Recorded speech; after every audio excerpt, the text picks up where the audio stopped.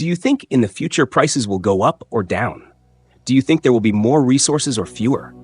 Do you think the future will be better for people or for the elites? It takes 20 years to prepare for the next phase of a cycle, and the decline has begun in everything: food scarcity, energy scarcity, metal scarcity, oil, and even water scarcity. So, prepare yourself and your loved ones because winter is coming. This is Google Podcasters Judging My Membership video on, well, you already know the title. In this video, the podcasters will dissect and judge my video from the form to the core of the message. Just remember this: if you're struggling to keep up with rising costs and dwindling resources, you're not alone. The elites are tightening the noose, and it's time to fight back by making every minute, action, and dollar count. This isn't just about surviving. It's about thriving in a world designed to keep us down. The goal of this podcast: to review, judge, and give you a glimpse of what I prepare for my special members. My intentions are to help you take control of your life, optimize your daily habits, and prepare for the scarcity that's coming. You'll learn the hard truths about why efficiency isn't just a choice, it's a necessity. Stay until the end. You will like it. Ready to turn chaos into control? Let's get started. Wow, this Kay Waterloo guy, he really doesn't hold back. No, he doesn't. Does he? I mean, talk about a wake-up call.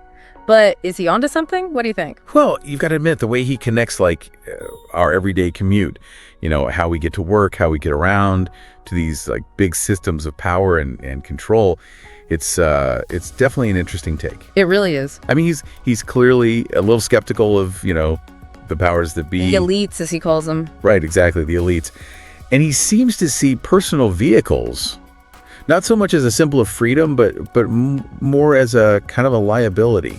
It's like he's almost prepping us for this future where owning a car becomes completely unsustainable financially. I mean, can you imagine gas hitting $10 a gallon? Yeah, well, I think he uses those kind of extreme scenarios to make a point. Yeah, to make a point about being more mindful of our consumption habits. Yeah. And even if you don't buy into the whole, conspiracy theory angle, he does raise a good point about how being more strategic about your transportation costs can actually free up resources that you could be using elsewhere. Right. And it's not just the gas, it's the insurance, the repairs, the parking. It really adds up. Exactly. He's talking about a significant chunk of most people's income. So, okay, let's unpack this idea of, what does he call it? Spartan transportation. Spartan transportation, yeah. Where does he even begin to unravel this whole concept? So, bicycles. Bicycles are a big one for him. Okay. He calls them vehicles of liberation, which, I mean, it sounds a little dramatic. A little bit. But his point is that with a bike, you're not beholden to gas stations. You're not stuck in traffic jams. You're in control of your own time and your own movement. And you're getting some exercise too, right? Which I guess is a good thing. Right. And reducing your carbon footprint. Right. Got to think about the environment. So there's that aspect too. But he really emphasizes the financial benefits too, right? No gas, cheaper repairs. Oh, absolutely. He's big on that. He says you're not just saving money on, the obvious things like gas, but also on insurance, which can be, especially for younger people, a huge expense. Huge. And repairs, because let's face it, bikes are generally less complicated to fix than cars. Yeah. And he would encourages people to, learn to do basic bike maintenance themselves. There you go. So they're not reliant on what he calls the system. So it's interesting, right? He's taking this very practical skill, like fixing a flat tire. Right. And he's tying it into this bigger idea of self-sufficiency and breaking free from corporations and institutions. Yeah, it's all connected for him. So, okay, so we've got the bikes, but what about those days when, it's pouring rain or you have to go a really long distance? He's got a solution for that too, right? Yeah. He's not expecting everyone to bike across the country. Right. And that's where his stance on public transportation comes in. Okay, so let's talk about that. Which I'll admit surprised me a little at first, because he's all about, individual freedom and here he is advocating for hopping on the bus. Right. It seems a little counterintuitive, doesn't it?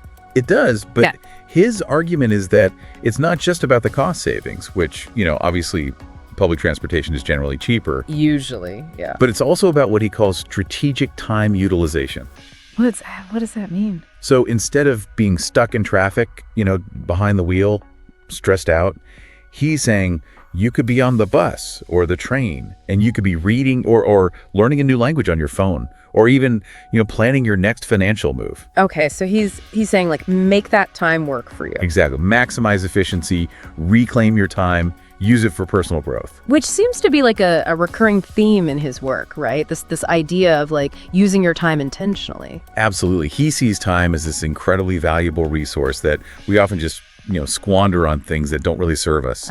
So we've got bikes for freedom, buses for efficiency, but he does realize that, like, not everyone lives in a place with great public transit or can bike everywhere, right? I mean, there are definitely limitations. Oh, absolutely. He's not, completely oblivious to the real world. Okay, good. He acknowledges that for some people, car ownership might be, unavoidable for various reasons. So what's his solution then for those people? Well, he's not going to say, go buy a brand new SUV, that's for sure. Right. He's all about, if you have to have a car, make it a fuel-efficient one and buy it used. Used, okay. Yeah, he sees new cars as money pits, basically, constantly draining your resources with depreciation, insurance, all of that. Which plays right back into his whole minimalist philosophy, right? Exactly. It's about choosing practicality over status symbols. Right. And financial prudence over, just buying what everyone else is buying. It's like he's trying to, like, rewire our brains when it comes to how we think about transportation, Like, he wants us to stop seeing cars as these, like, symbols of freedom and start seeing them as, like, potential obstacles to our financial well-being. Yeah, it's a different way of looking at it, that's for sure. So it sounds like he's not saying you can never own a car, but if you do, make it a conscious, strategic decision, not just this, like, default thing you see, because that's what you're supposed to do. Exactly. Be intentional about it. Now, besides the bikes, the buses, the occasional used car, what other modes of transportation does Kay Waterloo endorse? Like, what about walking? Oh, he's a big fan of walking. Okay. But he doesn't just see it as exercise. No, he actually positions it as kind of a form of passive resistance. What? How so?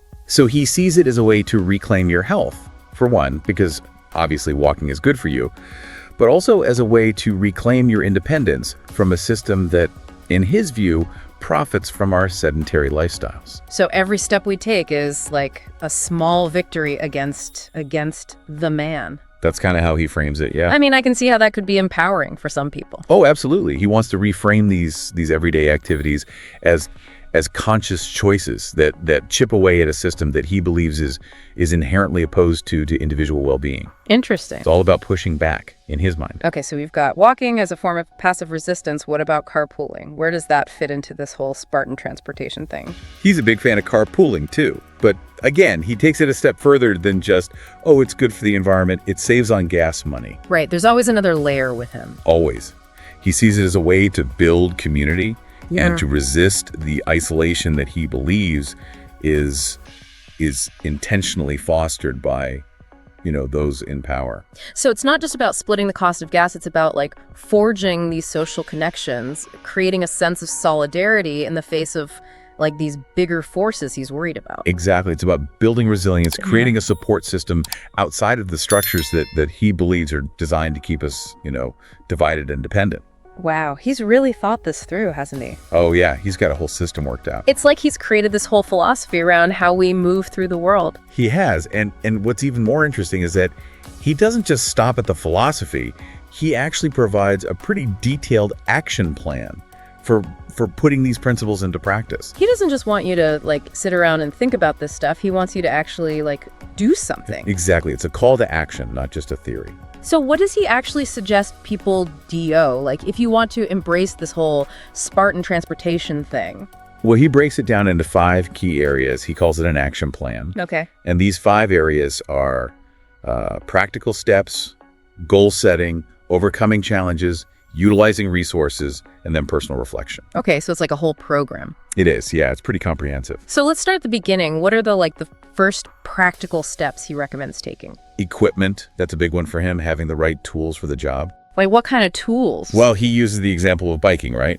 If you're going to embrace biking as a mode of transportation, he says, invest in a good bike. a durable, reliable bike. Don't just go to like the cheapest department store and... Exactly. He'd say that's playing right into the hands of the system, buying cheap products that are going to break down and force you to keep consuming. He's got a point. Right. So invest in quality, something that will last, and something that you can learn to maintain yourself. So it's about investing in the skills too, not just the product. Absolutely. He even suggests finding a good used bike, further reducing your reliance on manufacturers. Reduce, reuse, recycle, right? Exactly. It all ties in. Okay, so you've got your trusty speed, your durable bike. What's next? Goal setting. He's a big believer in setting concrete goals to stay motivated. So don't just like vaguely say, I'm going to bike more. Right. He'd want you to be much more specific than that. Like, I'm going to bike to work 3 days a week for the next month, and then track your progress, see how much money you're saving on gas, that kind of thing. So make it measurable, make it real. Exactly. He wants you to see the tangible impact of your choices. Which, I gotta say, can be pretty motivating when you actually see those results. Oh, absolutely. Yeah. It's way more effective than just having some vague idea of what you should be doing. Right. But let's be honest, even with the best intentions, life happens, right? Like, what about those days when it's pouring rain or you overslept or you just like really don't feel like getting on a bike? Well, he addresses that too. He has a whole section on overcoming challenges. Okay, good. Because he knows it's not going to be easy. He's not naive about that. Right. So for those moments of weakness, let's call them, he wants you to reframe them. Okay. Instead of seeing it as, oh, I'm giving in, I'm failing, he wants you to see it as a mini test. A test of your commitment to Spartan transportation. Exactly. Every time you choose to walk, bike, take the bus, whatever it is, instead of automatically hopping in your car, it's a small victory in his mind. So it's like he's gamified the whole experience. In a way, yeah, you get points for every mile you don't drive, every dollar you save. I kind of like that, actually. It makes it a little more fun. He understands that behavior change is hard, so he's trying to make it more engaging, more rewarding. Okay, so we've got the motivation, we've got the equipment, we've got strategies for dealing with those inevitable moments of, let's say, temptation. What else is in this action plan of his? Utilizing resources, that's another big one. He's a big fan of budgeting apps, anything that helps you track your spending and identify areas where you can save. Makes sense. That fits right in with his whole minimalist, financially savvy approach. Exactly. He wants you to be aware of where your money is going, make conscious choices about how you spend it. So track those transportation expenses, see how much those Ubers are actually costing you. Exactly. And he argues that once you see those numbers, once you realize how much those everyday expenses add up to, you'll be much more motivated to find alternatives. And then those savings, in his view, can be redirected towards things that, actually align with your values, whether that's investing in your education, supporting local businesses, or, even dabbling in crypto, which he's a big fan of. Right. He sees it as a way to reclaim control of your finances, direct those resources towards building a future that's more aligned with your own vision, rather than the vision that's being sold to you by, corporations and advertisers. So the underlying message being that financial freedom is intertwined with this idea of Spartan transportation. Absolutely. By opting out of these conventional systems, you're also freeing up resources that can be used to create more autonomy in other areas of your life. It's like a ripple effect. Exactly. It all connects back to that idea of self-sufficiency and taking control. Interesting. So he's really thought this through. He has, and he doesn't want you to just blindly follow his plan either. He stresses the importance of personal reflection. What does he mean by that? So, regularly assessing your progress, identifying what's working, what's not, and adjusting your strategies as needed.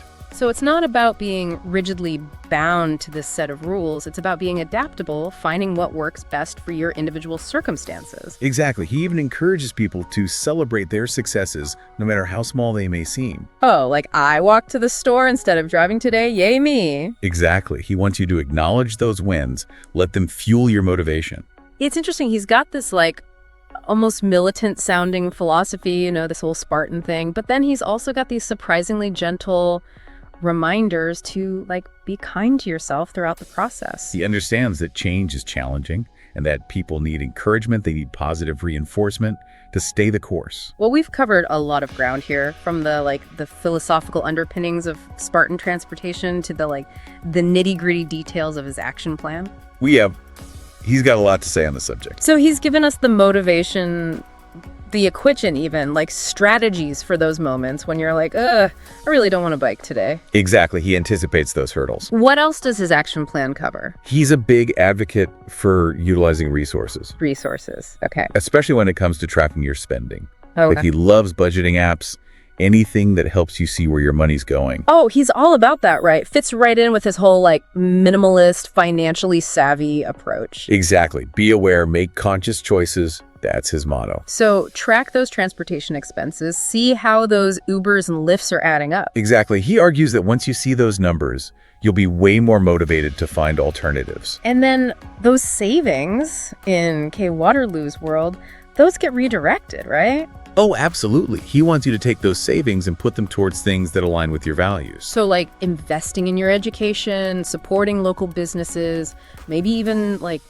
buying some crypto. I'd love that. He sees it as reclaiming control of your finances, building a future that you choose, not one that's like sold to you.